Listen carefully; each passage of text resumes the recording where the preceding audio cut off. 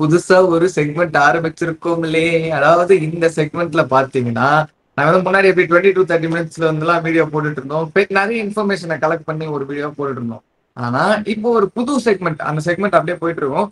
இது வந்து ஒரு புது செக்மெண்ட் ஆஃப் வீடியோஸ்ல வந்து லைக் ஒரு 5 மினிட்ஸ்க்குள்ள எங்களால இன்ஃபர்மேட்டிவா என்ன கண்டென்ட் கொடுக்க முடியுமோ அதை வந்து உங்களுக்கு கொடுக்கலாம்னு நினைச்சோம். ஸோ அந்த செக்மெண்ட் பேர் வந்து கிரிக்கோ பைட்ஸ்ன்னு சொல்லிட்டு நாங்க ஒரு 5 மினிட்ஸ் வீடியோஸ் வந்து அப்பப்போ போட போறோம். இனிமேட் ரெகுலரா போட போறோம். ஸோ அதுல வந்து இன்ஃபர்மேட்டிவா உங்களுக்கு நிறைய கண்டென்ட் கிடைக்கும். அண்ட் இன்னைக்கு அந்த கிரிக்கோ பைட்ஸ்லோட ஃபர்ஸ்ட் எபிசோடா என்ன பேச போறோம் அப்படின்னு பாத்தீங்கன்னா, இப்ப ரீப்ளேஸ்மெண்ட் பால்ஸ் எல்லாம் மேட்ச்ல இருக்காங்களா. இப்ப ரீசெண்டா கூட இந்தியா வர்சஸ் இங்கிலாந்துல வந்து இந்தியா வந்து என்னடா பால் இது எனக்கு பிடிக்கல, எனக்கு பால் வேணும் வேணும்னு சொல்லிட்டு அம்பையரை பிடிச்சி டார்ச்சர் பண்ணிட்டு இருந்தாங்களே, பால் மாத்திரம்னு சொல்லிட்டு. அந்த ரீப்ளேஸ்மெண்ட் பால்ஸ் வந்து எந்த கிரைட்டீரியால கொடுக்குறாங்க, அண்ட் வந்து அந்த பாக்ஸ் எல்லாம் எடுத்துட்டு வராங்களே, அந்த பாக்ஸ் வந்து அந்த பால்ஸ் எல்லாம் எங்க இருந்து ஆரிஜினேட் ஆகுது அப்படின்ற ஒரு சின்ன இன்ஃபர்மேஷன் உங்களுக்கு ஷேர் பண்ணலாம்னு இருக்கும். இது நல்லா யூஸ்ஃபுல்லான வீடியோவா இருக்கும். ஸோ ஸ்கிப் பண்ணாம ஃபுல்லா பாருங்க. இருக்கிறதே 5 நிமிஷம் தான். இதுக்கே ஸ்கிப் பண்ணிட்டு பாத்தீங்கன்னா என்ன பண்றதுன்னு எங்களுக்கு தெரியல. ஓகே, ஆக்சுவலி இந்த 3 ஃபார்மேட்லயுமே வந்து இந்த ரிப்ளேஸ்மெண்ட் பால்ஸ் இருக்கிறத நம்ம பார்த்திருக்கோம். ஸோ நம்ம வந்து டெஸ்ட்டை வந்து எக்ஸாம்பிள் வச்சு பேசலாம். ஸோ ஃபர்ஸ்ட் இந்த ரிப்ளேஸ்மெண்ட் பால்ஸ் வந்து எங்க இருந்து எடுப்பாங்க அப்படின்னு பாத்தீங்கன்னா, எந்த வென்யூல ஆடுறாங்களோ அந்த வென்யூல இருக்கிற அந்த கிரிக்கெட் அசோசியேஷன் இருக்கும் பாத்தீங்களா, அவங்க அதுக்கு முன்னாடி கவுண்டி கிரிக்கெட்லாம் ஆடி இருப்பாங்கல்ல, அவங்க வந்து பால்ஸ் வந்து சப்ளை பண்ணணும். இப்போ உதாரணத்துக்கு நம்ம சேப்பாக் எடுத்துக்கிட்டோம் அப்படின்னா, சேப்பாக்ல வந்து ஒரு டெஸ்ட் மேட்ச் ஆட போறாங்கன்னு வச்சுக்கோங்களேன். இந்த சேப்பாக்ல நடக்கிற டெஸ்ட் மேட்ச்சுக்கு 2-3 நாள் முன்னாடி இதுக்கு முன்னாடி நடந்த சேப்பாக்ல நடந்த கவுண்டி கிரிக்கெட், ரஞ்சி டிராஃபியா இருக்கட்டும், இல்ல அதுக்கு முன்னாடி நடந்த ரெட் பால் கிரிக்கெட்டா இருக்கும், இதெல்லாம் விளையாடின பால்ஸை எடுத்து ஒரு 40 to 50 பால்ஸை எடுத்து அம்பையர்கிட்ட கொடுப்பாங்க. அது ஃபோர்த் அம்பையர் என்ன பண்ணுவார்னா, ஒரு 2-3 நாளைக்கு முன்னாடி அதெல்லாம் உட்காந்து வெரிஃபை பண்ணி அந்த பாக்ஸ்ல போடுவாரு. பால் லைப்ரரின்னு இருக்கும், அதில் ஆட் பண்ணுவாங்க. இதே மாதிரி டிஃபரெண்ட் வென்யூஸ்ல இப்போ வான்கடேன்னு பாத்தீங்கன்னா மும்பை கிரிக்கெட் அசோசியேஷன் கொடுக்கணும். அதே மாதிரி ஃபாரின்ல வந்து பாத்தீங்கன்னா லார்ட்ஸ்னா வந்து மிடில் செக்ஸ் அகாடமி கொடுக்கணும், அந்த மாதிரி. சரிங்களா, இதுதான் வந்து ரூல்.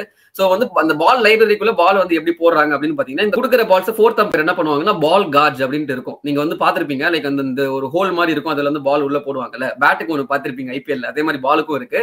சோ அம்பையரோட வேலை என்ன அப்படின்னா, அந்த ஹோல் வந்து ஆக்சுவலி 2 ஹோல் இருக்கும். சரிங்களா, ஒரு ஹோல் வந்து பெருசா இருக்கும், இன்னொரு ஹோல் வந்து குட்டியா இருக்கும்.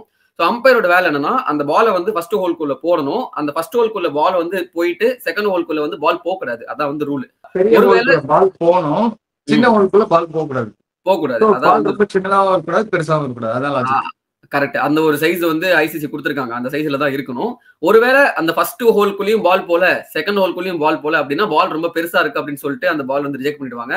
ஃபர்ஸ்ட் ஹோல்குள்ளயும் அந்த பால் போயிடுச்சு, செகண்ட் ஹோல்குள்ளயும் அந்த பால் போயிடுச்சு அப்படின்னா பால் ரொம்ப குட்டியா இருக்கு அப்படின்னு சொல்லிட்டு அந்த பால் ரிஜெக்ட் பண்ணிடுவாங்க. சரிங்களா, சோ இதான் வந்து ரூல். சோ ஓகே, இந்த 50 பால்ல வந்து ஒரு பெஸ்ட் 20 to 30 பால்ஸ் வந்து செலக்ட் பண்ணி பால் லைப்ரரிக்குள்ள வந்து அம்பையர்ஸ் வச்சிடுறாங்க. ஓகே, சோ இந்த பால்ஸ் வந்து லைக் டு லைக் ரிப்ளேஸ்மெண்டா இருக்குமா? 30 பால் செலக்ட் பண்றாங்க இல்லையா, அப்ப எல்லாமே வந்து கரெக்டா இருக்குமான்னு கேட்டீங்கன்னா கிடையாது. மோர் ஆர்ல சிமிலரா இருக்கும். லைக் வந்து எப்படின்னா, ஒரு 40 ஓவர் ஒரு மேட்ச்ல வந்து ஒரு கவுண்டி கிரிக்கெட் ஆடிருக்காங்கன்னு வச்சுக்கோங்களேன். இப்போ வந்து 30 ஓவர்லயே வந்து இந்த பால் இந்த ஆடிட்டு இருக்கிற டெஸ்ட் மேட்ச்ல வந்து போயிடுச்சு, பால் சேஞ்ச் பண்ணும் அப்படின்னா அவங்களுக்கு எக்ஸாக்டா 30 ஓவர்ஸ் ஓல்ட் பால் எல்லாம் கிடைக்காது. ஒரு செமி நியூ பால் கிடைக்கும். அண்ட் அது வந்து இந்த 40 ஓவர் பால் கூட நம்ம யூஸ் பண்ணலாம். ஏன்னா எங்கேயுமே வந்து மென்ஷன் பண்ண மாட்டாங்க எவ்வளவு ஓவர்ஸ் வந்து யூஸ் பண்ணிருக்காங்க, எந்த மேட்ச்ல யூஸ் பண்ணிருக்காங்க, எந்த மென்ஷனுமே இருக்காது. பாலை தூக்கி போடுவாங்க அந்த பாக்ஸ்க்குள்ள, அவ்வளவுதான். வந்து ஃபோர்த் அம்பையருக்கும் தெரியும், பால் பிக் பண்ற அம்பையர்ஸ்க்குமே அது எந்த பால் எந்த பால் யாருக்குமே தெரியாது. சோ இதான் வந்து மேட்ரு. சோ ஒரு பால் வந்து லைக் லைக் ரிப்ளேஸ்மெண்டா இருக்கணும்ன்ற அவசியம் கிடையாது. அண்ட் ரூலுமே அதான் சொல்லுது. மோரார்ல சிமிலரா இருக்கும். பட் ஸ்டில் என்ன பால் வச்சிருக்காங்களோ அந்த எல்லாமே அந்த பால் காஜ்குள்ள போட்டு வரதுனால ஐசிசி ஸ்டாண்டர்ட்ஸ் படி தான் அந்த பால்ஸ் எல்லாம் இருக்கும். சரிங்களா, சோ பார்த்து தான் செலக்ட் பண்ணிருக்காங்க. அதுல இருந்து எது வந்து இப்போ இருக்கிற கண்டிஷனுக்கு சிமிலரா இருக்கும் அந்த பால் வந்து சூஸ் பண்ணுவாங்க. இது வந்து அம்பையரோட வேலை. அண்ட் வந்து அப்போ இருக்கிற பவுலர்ஸ்ட வந்து கேட்பாங்க, ஃபீல்டிங் டீம்ட்ட வந்து கேட்பாங்க, லைக் இந்த பால் ஓகேவா, இந்த பால் ஓகேவான்னு கேட்பாங்க.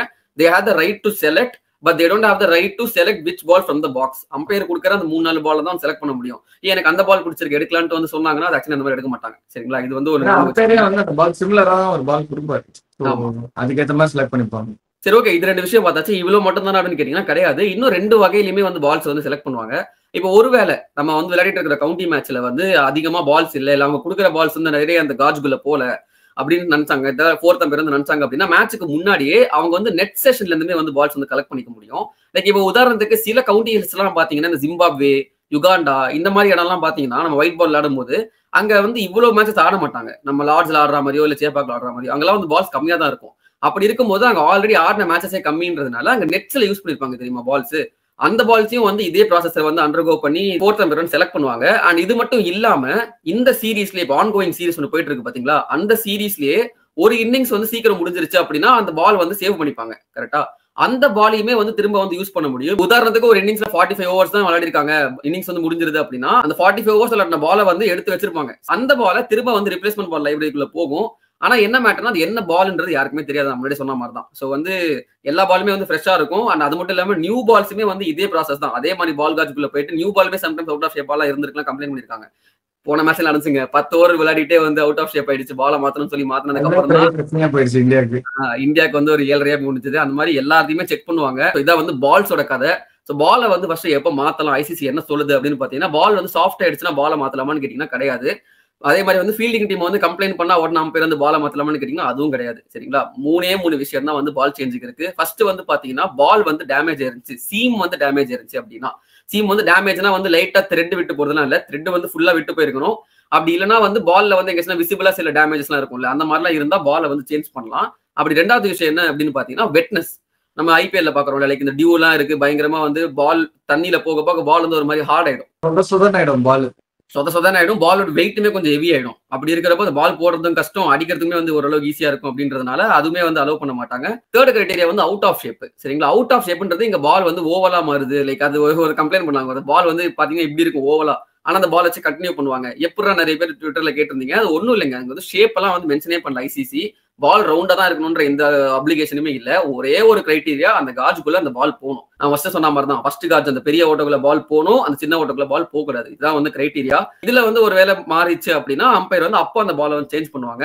இதுல நாலாவதா இன்னொரு விஷயம் இருக்கு, பேட்ஸ்மேன் வந்து 6 அடிச்சு பால் தொலைச்சிட்டாரு அப்படின்னாலுமே வந்து ரிப்ளேஸ்மெண்ட் பாலை கொண்டு வருவாங்க. ஸோ இதுதான் வந்து விஷயம். ஸோ நீங்க ஒரு ரிப்ளேஸ்மெண்ட் பால் அடுத்த முறை வந்து இந்தியா இங்கிலாந்து மேட்ச்குள்ளயோ இல்ல எந்த இன்டர்நேஷனல் மேட்ச்லயோ வந்து எடுத்துட்டு வராங்க அப்படின்னா, அந்த பாக்ஸ்க்குள்ள இருக்கிற பால்ஸுக்கு பின்னாடி இவ்வளவு கதை இருக்குன்றதை தெரிஞ்சுக்கோங்க. So hope you guys like this video. இது மாதிரி இன்ட்ரெஸ்டிங்கான வீடியோஸ் நாங்க போட்டுட்டே இருக்கோம்.